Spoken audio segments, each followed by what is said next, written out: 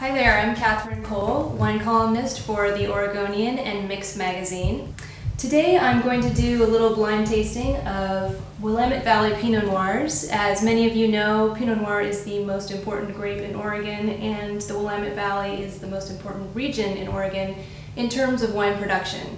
So periodically I like to sit down and just open up all the Pinot Noirs I have on hand, particularly new labels that I haven't tried before and I'm not familiar with. So today I just grabbed as many as I could, as many as could really just fit on this table. And I threw them in brown bags and I'm tasting them blind to see what's tasting good right now. So it's best to just not even know what you're tasting and just go on what your senses tell you. Because it's important to be able to see the color of the wine and assess that. You want to be able to use your eyes in addition to your nose and your mouth when you're tasting wine. So what does the wine look like? That's important. So if you can put a white backdrop down, then you can really appreciate the color of the wine. One more thing you should know when you're tasting wine is that it should be cellar temperature. And that's about 10 degrees cooler than room temperature in your house. So I had these wines down in my cellar. They were nice and cool when I brought them up this morning. And again, this is true for reds as well. People often think that reds should be a little warmer, but actually they taste and smell their best when they're slightly cool. It's also important with wine to let it aerate and see how it tastes after it's been open for a while.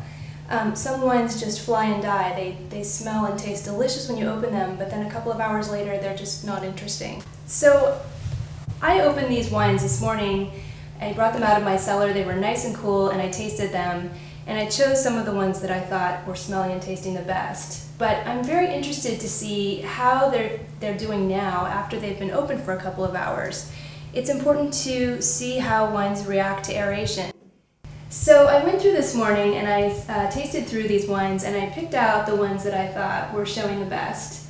So now I'm just going to go back through and smell them again and see if they're still smelling as wonderful as they did this morning, and take a look at them and see what we've got here. So here we have the first one. It's still lovely. Some nice kind of strawberry aromas on this one. This one is Viridian from Olson Family Vineyards, not to be confused with, I believe there's also an Olson winemaking family in Washington. This is a screaming deal. I actually learned about this from tasting the 06 Pinot Noir, which I believe was $12. This is the 07, which is now a whopping $13. And next, this one is still smelling pretty good as well. And what we have here is Underwood Cellars Pinot Noir.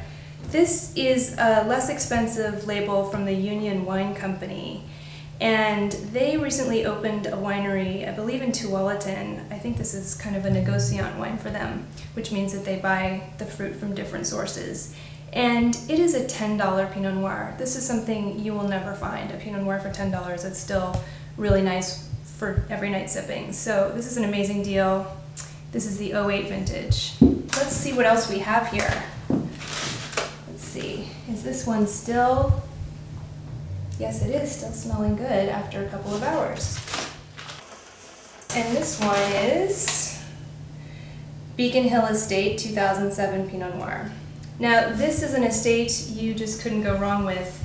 It is in Gaston, and it used to belong to Tony Soder, who's a very well-known and very respected winemaker. And the new owners are farming it very sensitively. They're building a beautiful new winery, and they're really investing a lot in proper oak aging and really just careful treatment of these grapes. So we have here a $13 and a $10 Pinot in our screaming deal category, and now we're kind of in the still inexpensive for Pinot, but a little pricier. Still quite nice and lively, yet elegant. Let's see what this is. Okay, this is exciting. This is a label that's new to me. It's called Hayden Fig, and I don't know much about it other than the fact that the winemaker has worked for Evesham Wood down in Salem for a few years, and I've always loved Evesham Wood's wine. It tends toward the elegant side, kind of more European style. This one is still just smelling lovely.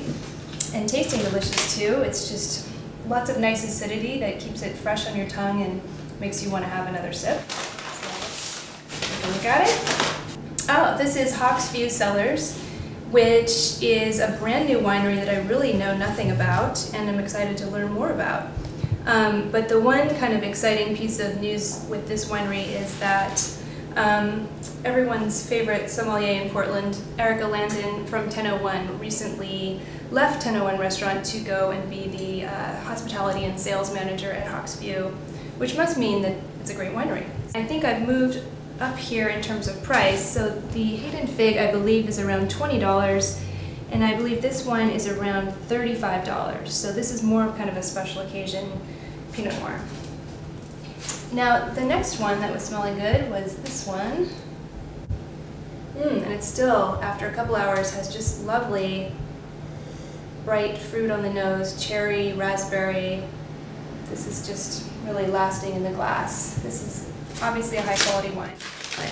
This is North Valley. This is not a new winery per se, but I bought this because I realized I hadn't tasted this second label from Soder.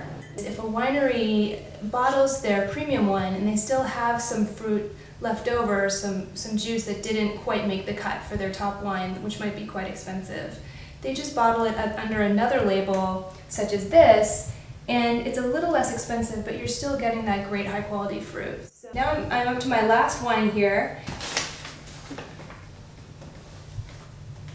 And this wine really impressed me. It was just so smooth and kind of creamy in its aroma and its palate. I could tell that there was plenty of wood, plenty of oak in this wine, but it was beautifully integrated. So my hunch is that it's probably a combination of neutral or older oak barrels with a little bit of new as well. And this is, look at this wonderful label. This is from Big Table Farm. This is the 2008 Resonance Vineyard, and I believe this is the first year that Big Table Farm has made an Oregon Pinot Noir. I believe this wine is about $45, so in terms of what we have here, this is a real splurge.